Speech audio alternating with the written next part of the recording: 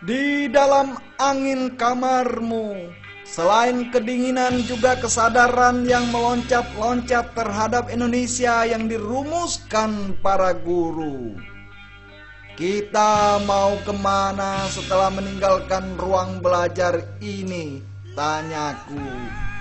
Kau berdiri, menciumku, memelukku, akhirnya bercinta dengan mengeluarkan keringat penuh aroma, seperti kali pertama kita bertemu di Facebook itu. Tapi menjelang di puncak, kau melompat seperti terjebak di kandang kambing. Sekarang Indonesia sudah bubar. Mengapa kita harus membangun kembali Indonesia? Mengapa kita harus sibuk membicarakan sejarah Tan Malaka, Bung Karno, dan Bung Hatta? Kenapa? Sadarlah. Peluk saja tubuhku berabad-abad. Lupakan Indonesia. Perempuan yang bernama Susi itu meninggalkan ruang belajar. Dia menembus segala rawa, perkampungan miskin, bukit terkikis, lorong-lorong yang busuk, hutan yang pitak, sambil mengibarkan bendera merah putih. Tak ada yang mencegahnya, dan tidak ada juga yang bertepuk tangan. Ada beberapa orang yang memperhatikan tubuh Susi. Tak ada yang luar biasa buat mereka. Sekumpulan tulang yang dibungkus daging. Tak ada Indonesia. Sungguh tidak ada Indonesia dari tubuh Susi. Mengapa kita harus memperhatikan tubuhnya? Kata mereka. Mereka yang penuh kata.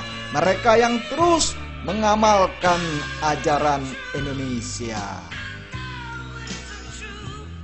Angin pergi dari kamarmu, panas, pengap.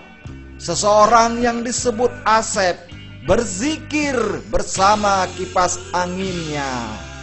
Usianya 65 tahun. Tangannya tidak membengkak. Bahkan dari tangannya keluar cairan coklat yang membuat mereka yang belum pernah melacak Indonesia terangsang. Memetakan surga, menutupi pori-pori tubuh Susi. Susi tidak dapat berlari. Dia dibungkus berlapis-lapis kain putih, hijau, merah, kuning, putih, hitam, merah, biru, putih, hijau, biru, kuning, hitam, coklat, putih. Inikah Indonesia? Tidak. Mengapa? Tanyaku. Ya, tak ada tempat buat mereka yang berdosa, yang melulu memuja angin menari di kamar. Susi harus dihukum. Tidak. Mengapa? Tanya Asep. Dia pernah membusuki Indonesia sehingga kita menjual Indonesia. Asep mengusap kepalaku. Katanya, Indonesia tidak dijual. Kita belum pernah membangun Indonesia. Yang terjadi, proposal Indonesia yang kita bakar bersama miliaran barel minyak bumi dan jutaan hutan yang membara. Kini aku berlari, menembus bagian terdalam dan terlembek dari sumsum tulang kepalaku. Oi, ternyata Indonesia hanya semacam mimpi dari kebangsaanku yang kanyut 23 abad lalu dari tanah Tiongkok. Maafkan aku Susi, maafkan, tapi maukah melanjutkan persetubuhan itu? Aku sudah terlalu mabuk dengan aroma tubuhmu. Lihatlah, wajahku penuh gunung yang dilapisi debu kota.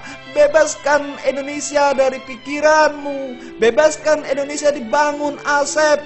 Kipas anginnya pasti menyejukkan kita setelah persetubuhan ini. Mesin kapalku menyala, besi-besi kapalku membara. Ku sentuh Susi, Susi terbakar, Susi melepuh. Aku menyetubuhi inti api. Begitu banyak Indonesia di dalam kehangusannya. Dan seperti dugaan orang miskin, tak ada Asep bersama kipasnya. Maafkan aku, Susi. Coba maafkan anak-anak kami yang baru direncanakan terjebak dalam sejarah Indonesia. Lupakan Indonesia. Mungkin